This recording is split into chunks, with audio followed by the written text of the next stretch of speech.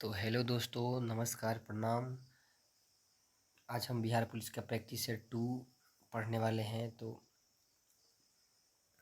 चलिए स्टार्ट करते हैं बिना लेट किए हुए, डिले किए हुए। चलते हैं प्रश्न की ओर। प्रश्न नंबर 1 क्या कह रहा है, आइए पढ़ते हैं। सिंधु सभ्यता का नगर लोथल कहाँ है? जब आप लूसेंट का बुक पढ़ेंगे सिंधु सभ्यता का, तो उसमें दिया गया है सिंधु सभ्यता का नगर लोथल कहाँ है। तो वो दोस्तों गुजरात में है। ये बिहार पुलिस का प्रैक्टिस सेट 2 है, जिसका परीक्षा हुआ था 2 तारीख को। वो रद्द हो गया पेपर लीक होने के कारण। अब नया एग्ज़ाम डेट भी निकल चुका है, शायद नवंबर में है 2-1 से। तो आप लोग देख लीजिएगा।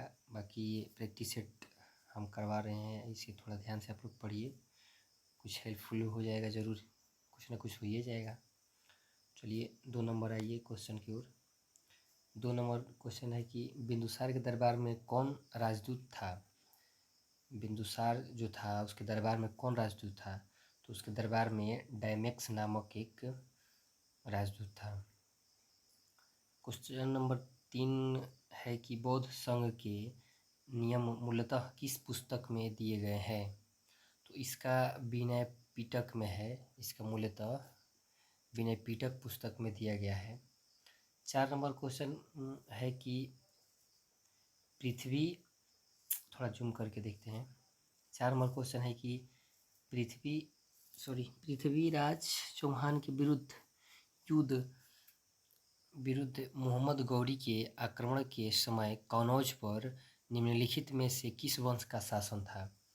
जब पृथ्वीराज चौहान के विरुद्ध मोहम्मद गौरी आक्रमण किया था, उसके समय कनौज पर निम्नलिखित में से किस वंश का शासन था? तो उस वक्त शासन गढ़वाल का था।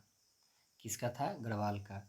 5 नंबर है कि नरम और गरम दल लोग कांग्रेस के इस अधिवेशन में एक हो गए। तो ये लखनऊ में एक हो गए, इसका आंसर है। कुछ पहले से पढ़े लिखे थे तो वो टिक है, बाकी जो अनटिक है उसका हम बता देंगे, बाकी जो टिक है उसे तो आप देख ही लेंगे। आगे है 6 नंबर की कैबिनेट मिशन के प्रस्ताव में कौन से सम्मिलित नहीं थे? इनमें से कौन से सम्मिलित नहीं जो कैबिनेट के मिशन प्रस्ताव में इसमें सम्मिलित नहीं थे? यहाँ पे है, शायद इसको बताना पड़ेगा। नहीं, ये तो ये है। पहले ऑप्शन देख लीजिए। भारत संघ के लिए त्रिस्तरीय संरचना जिसमें प्रांत तथा भारतीय रजवाड़े दोनों सम्मिलित हो, या संविधान का सभा का गठन, या 6 मुस्लिम बहुल राज्यों में संपूर्ण प्रभुत्व संपन्न पाकिस्तान का सृजन। नीचे दिए गए कूट का प्रयोग कर सही उत्तर चुनिए। तो देखिए इसमें आंसर इसका केवल 3 हो जाएगा, केवल थ्री में है कि 6 मुस्लिम बहुल राज्यों में संपूर्ण प्रभुत्व संपन्न पाकिस्तान का सृजन। ऐसे करके कुछ क्वेश्चन करने वाले हैं हम। इस चैनल को सब्सक्राइब कर लीजिएगा, थोड़ा वीडियो को शेयर कीजिएगा कि सब्सक्राइब बढ़ जाए कि नहीं, अच्छे ऐसे वीडियो आने लगे। 7 नंबर है कि दो परिस्थितिक तंत्रों के मध्य के संक्रमण क्षेत्र को कहते हैं, इसको कहते हैं इकोटोन। 7 का आंसर हो जाएगा इकोटोन। 8 नंबर क्वेश्चन है कि भारत में विस्तृत क्षेत्र अत्यधिक विभिन्नता वाले हैं। वर्षा विभिन्नता की संभावना सर्वाधिक है। ए नंबर अत्यधिक वर्षा वाले क्षेत्र में, या आगे इसका है अधिक वर्षा वाले क्षेत्र। उसके बाद सी है मध्य वर्षा वाले क्षेत्र, और डी है अति निम्न वर्षा वाले क्षेत्र। तो इसका आंसर हो जाएगा 8 का, आप लोग देख लीजिएगा, अति निम्न वर्षा वाले क्षेत्र में। अब 9 नंबर क्वेश्चन है कि महासागरों तथा झीलों में जल की उस परत को जो सतह की गर्म परत गहराई की ठंडी परत को अलग करती है, उसे कहते हैं, क्या कहते हैं उसको? ए नंबर में है अधिसर कहते हैं, या बी नंबर में अध अस्तर कहते हैं, या 3 नंबर में ताप प्रवण अस्तर कहते हैं, या डी नंबर में हाइपोथर्मिया कहते हैं। तो इसका आंसर सही हो जाएगा सी नंबर, ताप प्रवण अस्तर कहते हैं इसको। ठीक है। अब 10 नंबर क्वेश्चन पे आइए। 10 नंबर जनगणना से है, ये भी अच्छा क्वेश्चन है, इम्पोर्टेंट है।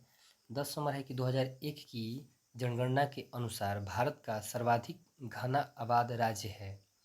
जब 2001 में जनगणना हुआ था तो उसके अनुसार भारत का सबसे ज़्यादा घना आबाद वाला राज्य कौन है? बिहार है या केरल है या उत्तर प्रदेश है या पश्चिम बंगाल? तो इसका सही आंसर हो जाएगा पश्चिम बंगाल 2001 की जनगणना के अनुसार। उसके बाद 11 नंबर क्वेश्चन है कि निम्नलिखित में से कौन एक वक्तव्य सही नहीं है? इसमें से पूछ रहा है कि कौन एक वक्तव्य सही नहीं है, इसमें से चुनना है कि इसमें से कौन सही नहीं है। ए नंबर में है भोजन श्रृंखला में ऊर्जा स्तरों को पौष्टिक स्तर कहते हैं, या बी नंबर में गहरे महासागरों में प्राथमिक उत्पादन लगभग शून्य है, या सी नंबर में है कि प्राथमिक उपभोक्ताओं को स्वपोषी कहते हैं, या डी नंबर में उपघटकों को मित्र पोषण कहते हैं। तो इसका हो जाएगा सही आंसर सी नंबर, प्राथमिक उपभोक्ताओं को स्वपोषी कहते हैं। अब आइए 12 नंबर क्वेश्चन पे कि लोक कल्याणकारी राज्य कहा जाता है। लोक कल्याणकारी राज्य कहा जाता है किसको? पूंजीवाद या राज्य के विपरीत, या एक आदर्शवादी राज्य, या सी नंबर साम्यवाद आधारित राज्य, या डी नंबर व्यक्तिवाद एवं समाजवाद की मध्य स्थिति। तो लोक कल्याणकारी राज्य कहा जाता है एक डी नंबर, ये है डी आंसर है इसका, व्यक्तिवाद एवं समाजवाद की मध्य स्थिति को लोक कल्याणकारी राज्य कहते हैं। ठीक है, 12 का आंसर इसमें डी होगा। अब आइए 13 नंबर क्वेश्चन पे। 13 नंबर क्वेश्चन है कि निम्नलिखित में से कौन दैवीय उत्पत्ति सिद्धांत की विशेषता नहीं है? 13 नंबर क्वेश्चन है, तो इसमें से आपको आंसर देना है। तो इसका तो आंसर हो जाएगा सी नंबर, इसने सामान्य जन में कानून और शासन सत्ता के प्रति निष्ठा उत्पन्न की। थोड़ा और छोटा कर लेते हैं। उसके बाद आइए 14 नंबर क्वेश्चन, संप्रभुता राज्य की सर्वोच्च इच्छा है, यह कथन है। तो ये कथन है बिलोबी का, ये कथन बिलोबी का है। 15 नंबर क्वेश्चन है कि थोड़ा भोजपुरी बोल दे का। 15 नंबर क्वेश्चन ये कहता कि वैधानिक तथा राजनीतिक संप्रभुता के मध्य विविधीकरण किया गया है। यार क्वेश्चन में जब हिंदी में है तो कहाँ से हम भोजपुरी बोलेंगे? तो आप समझिएगा कि ए नंबर जॉन लॉक द्वारा, या उसके आगे थोड़ा देख लेते हैं, या बी नंबर जॉन ऑस्टिन द्वारा, या सी H.J. लॉस्की द्वारा, या डी वार्कर द्वारा। तो इसका सही आंसर हो जाएगा सी नंबर, इसका सही आंसर हो जाएगा सी नंबर। तो H.J. लॉस्की द्वारा। अब आइए 16 नंबर क्वेश्चन है कि लोकमत का अर्थ क्या है? लोकमत का अर्थ क्या है? तो लोकमत का अर्थ हो जाएगा आपका सभी नागरिकों का एक मत, सभी नागरिकों का एक मत होना लोकमत का अर्थ होता है। ठीक है, इसका डी हो जाएगा। उसके बाद 17 नंबर क्वेश्चन है कि मुद्रा की मांग है। मुद्रा की मांग एक क्या है? मुद्रा की मांग है आय मांग है, या पूरक मांग, या व्युत्पन्न मांग, या प्रत्यक्ष मांग। तो इसका सही आंसर हो जाएगा सी नंबर, व्युत्पन्न मांग। अब 18 नंबर क्वेश्चन है कि भारत जैसे देश में जहां बहुत सारे लोग अपनी वास्तविक आय को छिपा ले जाने में सफल रहते हैं, वहां निम्न में से किस कर की वृद्धि सामाजिक न्याय की दृष्टि से उचित होगी? जो छिपा ले जाने में सफल रहते हैं उसका संपत्ति कर होता है, उसका डी है आंसर, डी नंबर में संपत्ति कर हो जाएगा। उसके बाद 19 नंबर क्वेश्चन है कि पूर्ति अपनी मांग उत्पन्न करती है, किसका विचार है? पूर्ति अपनी मांग उत्पन्न करती है, ये विचार किसका है? तो ये विचार है JV से का, JV से का इसमें नहीं है, लेकिन हम अपने से बोल रहे हैं JV से। इसका सी आंसर हो जाएगा 19 का। अब आइए 20 नंबर क्वेश्चन है कि बजट एक बड़ा यंत्र है, बजट एक बड़ा यंत्र है, तो इसका आंसर हो जाएगा ए राजकोषीय नीति का। इसका आंसर हो जाएगा 20 का ए राजकोषीय नीति का। अब क्वेश्चन नंबर 21 बोल रहा है कि निम्नलिखित में से कौन भारत में प्राप्त सबसे बड़ा हड़प्पीय स्थल है? तो इसमें हो जाएगा ये भी क्या बोलते हैं, सिंधु सभ्यता से है क्वेश्चन। निम्नलिखित में से कौन भारत में प्राप्त सबसे बड़ा हड़प्पीय स्थल है? तो ये राखीगढ़ हो जाए, राखीगढ़ ही इसका हो जाएगा आंसर, डी नंबर। ठीक है, 22 आ जाइए। 22 क्वेश्चन है कि जैसे कि प्राप्ति स्थलों से संकेत मिलता है, वेंट बार प्रकार के सिक्के प्रचलित थे। तो इसका आंसर हो जाएगा 22 का ए नंबर, गंधार में। उसके बाद 23 नंबर क्वेश्चन है कि प्रतीत्य समुत्पाद का सिद्धांत संबंधित है किससे? प्रतीत्य समुत्पाद का सिद्धांत संबंधित है किससे? वो है बौद्ध धर्म से। इसका आंसर 23 का बी सही है, बौद्ध धर्म से। अब आइए 24 नंबर क्वेश्चन कि कुतुबुद्दीन ऐबक द्वारा पराजित होने वाला बुंदेलखंड का शासक था। देखिए ये इम्पोर्टेंट क्वेश्चन है, आ सकता है, क्योंकि ये हम भी मध्य निषेध का जो अब एग्ज़ाम देने गए थे तो ऐसा क्वेश्चन करके आया था। और एक आया था आर्य समाज कहाँ के थे, शायद ऐसे कुछ एक क्वेश्चन करके आया था जो लुसेंट में है। ठीक है, तो वो सब ये सब क्वेश्चन आता रहता है।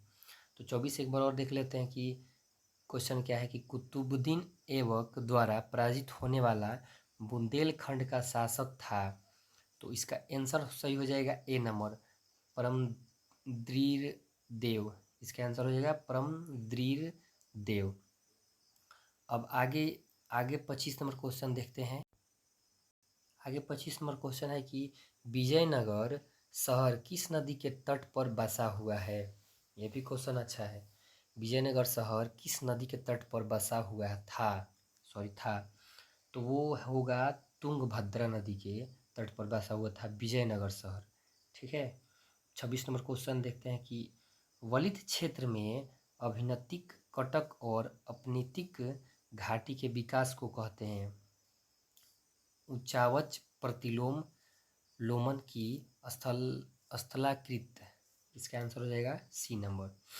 अब है क्या 27 नंबर क्वेश्चन। 27 नंबर क्वेश्चन है कि निम्नलिखित में से कौन रूपांतरित चट्टान नहीं है? ये बोल रहा है क्वेश्चन 27 का कि निम्नलिखित में से कौन रूपांतरित चट्टान नहीं है? तो इसका आंसर हो जाएगा सी सही, ग्रेनाइट। इसका आंसर है ग्रेनाइट।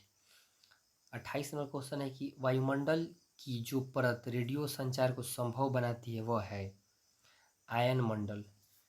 वो क्या है? सी नंबर। इसका आंसर हो जाएगा 28 का आयन मंडल। अब 29 नंबर क्वेश्चन है कि भारत में रबी के दौरान फसलों के निम्नलिखित समूहों में से किसको उगाया जाता है? ये तो इजी है, क्योंकि ये क्या है, अक्टूबर है ना, अक्टूबर का लास्ट है।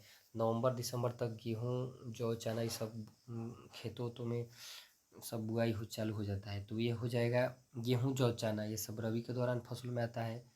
तो ये गेहूँ जौ चना को उगाया जाता है। ये आंसर तो हो जाएगा ए नंबर इसका।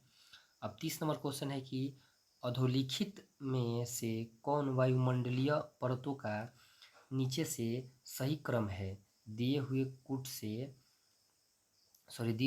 सही उत्तर को चुनिए। तो इसमें शायद इधर हम नहीं पढ़े हैं ना, इधर पढ़े हैं, हमको आंटी को मिला तो हमको लगा कि हम नहीं पढ़े हैं। देखिए तो इसमें मिला, इसमें से चुनना है। ठीक है, कूट से सही उत्तर को चुनना है। क्वेश्चन क्या है? अधोलिखित में से कौन वायुमंडलीय परतों का नीचे से सही क्रम है? दिए गए कूट से सही आंसर को चुनिए, उत्तर को चुनिए। तो इसमें से हो जाएगा इसमें से हो जाएगा, अगर इसे देखते हैं तो यहाँ फर्स्ट 5 नंबर होगा क्षोभ मंडल, उसके बाद होगा 4 समताप, उसके बाद हो जाएगा 3 ओजोन, उसके बाद आयन, उसके बाद वायुमंडल। तो ऐसे करके हो जाएगा लास्ट से ऊपर तक। ठीक है, 5 4 3 2 1, इसका आंसर डी हो जाएगा।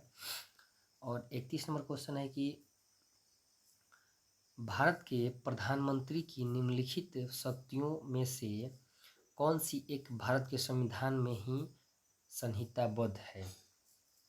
प्रधानमंत्री से क्वेश्चन है तो इसका आंसर ए हो जाएगा सही। अन्य मंत्रियों की नियुक्ति के विषय में राष्ट्रपति को सलाह देने की शक्ति है प्रधानमंत्री को। ये संविधान में संहिताबद्ध है। ठीक है।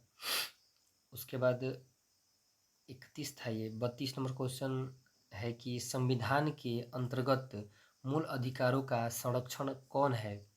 एक बार और देख लीजिए 32 नंबर क्वेश्चन।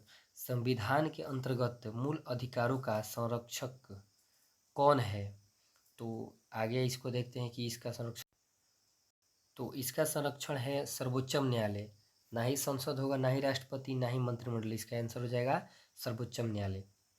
अब 33 नंबर क्वेश्चन है कि ये 3-4 क्वेश्चन संविधान से आया है। ठीक है।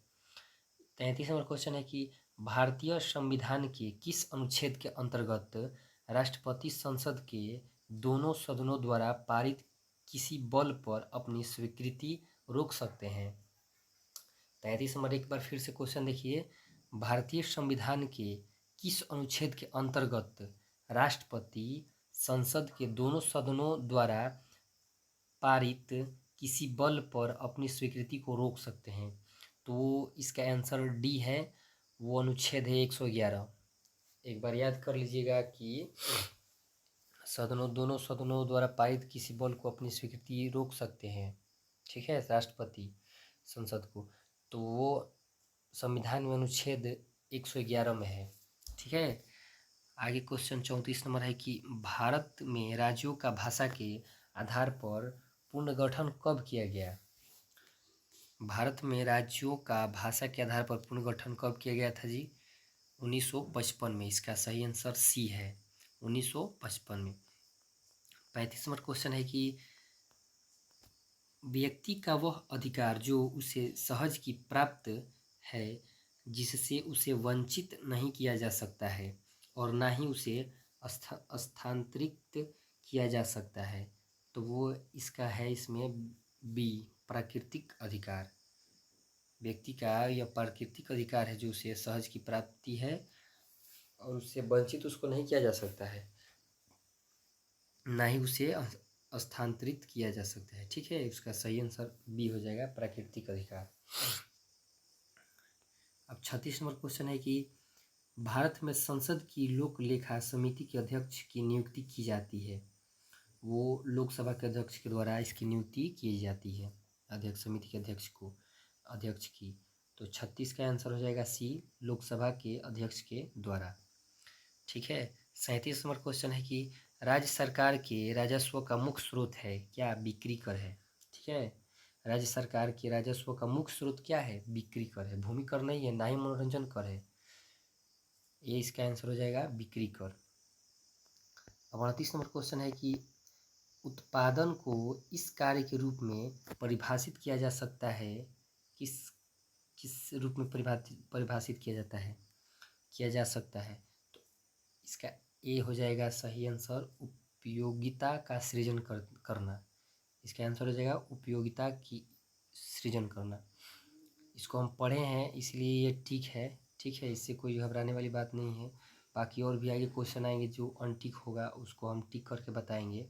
ठीक है, तब तक इस चैनल को आप लोग सब्सक्राइब कीजिए और लाइक कीजिए, कमेंट कीजिए और इसको शेयर कीजिए। ठीक है, ताकि बहुत से बच्चे पढ़ सके इस वीडियो से। जैसे सब्सक्राइब इस चैनल को ज़रूर कीजिएगा, जीके मेन पॉइंट 093। ठीक है। अब आइए क्वेश्चन की ओर। 39 नंबर क्वेश्चन है कि भारतीय अर्थव्यवस्था है, ये भाई ये भी क्वेश्चन अच्छा है कि भारतीय 39 नंबर, भारतीय अर्थव्यवस्था है। ये भारतीय अर्थव्यवस्था पूंजीवाद भी नहीं है, समाजवाद भी नहीं है, ये दोनों सब मिश्रित है। ये तीनों मिलाकर ये मिश्रित है। तो इसका सही आंसर सी हो जाएगा, मिश्रित। अब आइए 40 नंबर क्वेश्चन है कि निम्न में से किस विषाणु में सूचना प्रवाह उल्टा अर्थात आरएनए से डीएनए की तरफ होता है। तो वो HIV है। क्या है वो, HIV, जिसको हम एड्स भी कहते हैं, सॉरी। ठीक है, ये 40 का आंसर बी हो जाएगा, HIV। उसके बाद आगे 41 नंबर क्वेश्चन है, थोड़ा देखते हैं इसको। तो 41 नंबर क्वेश्चन है कि क्रोमेटिन में उपस्थिति होता है 41 नंबर क्वेश्चन है, क्रोमेटिन में उपस्थित होता है, क्या होता है? इसमें होता है DNA plus RNA plus histone. इसका सही आंसर हो जाएगा 41 का डी। ठीक है, अब 42 नंबर क्वेश्चन की ओर देखते हैं। 42 नंबर क्वेश्चन है कि परिपक्व mRNA में जीन का कौन सा भाग उपलब्ध नहीं होता है? 42 नंबर क्वेश्चन ध्यान दीजिएगा। परिपक्व mRNA में जीन का कौन सा भाग उपलब्ध नहीं होता है? तो इसका सही आंसर हो जाएगा बी, इंट्रॉन। इसका सही आंसर बी है, इंट्रॉन। अब 43 नंबर क्वेश्चन देखते हैं, ये भी इम्पोर्टेंट है। 43 नंबर क्वेश्चन है कि सूत्री विभाजन की किस प्रावस्था में गुणसूत्र अपनी पहचान खो देते हैं? शायद बायोलॉजी से क्वेश्चन है ये। सूत्री विभाजन की किस प्रावस्था में गुणसूत्र अपनी पहचान खो देते हैं? तो इसका सही आंसर ए हो जाएगा, प्रोफेज। क्या? इसका सही आंसर प्रोफेज हो जाएगा। अब 44 नंबर क्वेश्चन आइए। 44 नंबर क्वेश्चन है कि कौन सा खनिज रक्षक कोशिका में जल विभव का नियंत्रण करता है? क्वेश्चन नंबर 44 है कि कौन सा खनिज रक्षक कोशिका में जल विभव का नियंत्रण करता है? तो वो है सी नंबर, क्वेश्चन का आंसर है सी, के प्लस। ठीक है, अब 45 नंबर क्वेश्चन है कि क्लोराइड शिफ्ट संबंधित है। क्लोराइड शिफ्ट संबंधित है किससे? वो है रक्त में CO2 परिवहन से। इसका 45 का सही आंसर बी हो जाएगा, रक्त में CO2 से, परिवहन से। ठीक है, 46 नंबर क्वेश्चन देखते हैं कि निम्न में से कौन सा शैवाल समुद्री पानी में बहुत गहराई में मिल सकता है? 46 नंबर क्वेश्चन एक बार और देखिए, निम्न में से कौन सा शैवाल समुद्री पानी में बहुत गहराई में मिल सकता है? तो वो है लाल शैवाल। इसका सही आंसर ए है, लाल शैवाल, जो पानी में बहुत आसानी से गहराई में मिल सकता है। अब 47 नंबर क्वेश्चन पे आइए कि क्या है 47 नंबर क्वेश्चन। क्वेश्चन है कि एक कोशिका में वसीय अम्ल के ऑक्सीकरण की मुख्य विधि है, क्या है मुख्य विधि? तो वो है बीटा ऑक्सीकरण। इसका आंसर है सी नंबर, बीटा ऑक्सीकरण। ठीक है, अब 48 नंबर क्वेश्चन है कि पेशीय संकुचन की क्रियात्मक इकाई है। 48 नंबर क्वेश्चन, पेशीय संकुचन की क्रियात्मक इकाई है, क्या है क्रियात्मक इकाई? तो वो इसका सही आंसर सी है, स्कैपुला हड्डी। पेशीय संकुचन की क्रियात्मक इकाई क्या है? स्कैपुला हड्डी। उसके बाद ये भी अच्छा क्वेश्चन देखिए है, बोल रहा है कि 49 का कि स्वस्थ मनुष्य में हृदय चक्र की अवधि होती है। मनुष्य जब स्वस्थ में हृदय चक्र की अवधि कितनी होती है? तो वो होती है 0.8 सेकेंड। इसका सही आंसर सी हो जाएगा। ठीक है, आगे 50 नंबर क्वेश्चन देखते हैं। 50 नंबर क्वेश्चन है कि एक पत्थर 80 मीटर गहरे कुएं में गिराया जाता है, पानी टकराने पर उत्पन्न ध्वनि 4.24 सेकेंड बाद सुनी ध्वनि का वेग है। तो ये 50 नंबर जो है, एक पत्थर 80 मीटर गहरे कुएं में गिराया जाता है। ये पत्थर जो है 80 मीटर गहरे कुएं में गिराया जाता है। पानी टकराने पर, जब पानी उसमें से टकराता है तो उसमें से उत्पन्न ध्वनि 4.24 सेकेंड बाद सुनी ध्वनि का वेग। तो इसका सही आंसर हो जाएगा डी, 333.33 मीटर सेकेंड। ठीक है, अगर इसको निकालना चाहते हैं तो आप इस नीचे सूत्र पे नीचे ये सब दे दिया गया है जी बराबर, तो इसको आप निकाल सकते हैं ध्वनि वेग के ये क्या बोलते हैं सूत्र से, ए से बराबर UT प्लस 1/2 G2² से आप निकाल सकते हैं। ठीक है, अब आगे क्वेश्चन देखिए, 51 नंबर है कि एक संयुक्त सूक्ष्मदर्शी के अभिदृश्य के द्वारा L0 प्रतिबिंब बनता है और नेत्रिका द्वारा LE प्रतिबिंब बनता है, तो क्या? तो बी नंबर इसका सही आंसर है 10 वास्तविक है और ILLE काल्पनिक है। ठीक है, ये भौतिकी से क्वेश्चन था। अब आइए, ये भी वहीं से है। 52 नंबर क्वेश्चन, एक लेंस की शक्ति जिसको 40 सेंटीमीटर फोकस दूरी के अभिसारी लेंस से संयोजन पर 6 डायोप्टर शक्ति का संयोजन बने हैं। तो ये इसका हो जाएगा 52 नंबर है ना। तो 52 नंबर भी इसका सूत्र है एक। ठीक है, Q बराबर वाट WN/RL बट्टा R बराबर 2πFL/R। इस सूत्र पे आप लोग निकाल सकते हैं। इसका सही आंसर हो जाएगा D 3.5 डायोप्टर। 53 नंबर क्वेश्चन है कि 500 हर्ट्ज आवृत्ति का एक 100 वोल्ट AC स्रोत एक LCR परिपथ में जुड़ा है जिसमें श्रेणी घटक L बराबर 8.1 मिली हेनरी, सी बराबर 12.5 माइक्रोफैरड और R बराबर 10 ओम है। तो परिपथ का गुणता कारक क्या है? तो इसका सही आंसर है, इसमें ऐसे चित्र बना करके दर्शाया गया है। उसका सही आंसर है बी 2.5434। ठीक है, आज की इस वीडियो में इतना ही रहने देते हैं। फिर अगले दिन इसका पार्ट 2 आएगा, जो प्रैक्टिस है उसमें 3 होगा। और हम आप लोग से यही कहना चाहते हैं कि इस चैनल को सब्सक्राइब कीजिए, लाइक कीजिए और इस वीडियो को शेयर कीजिए। धन्यवाद।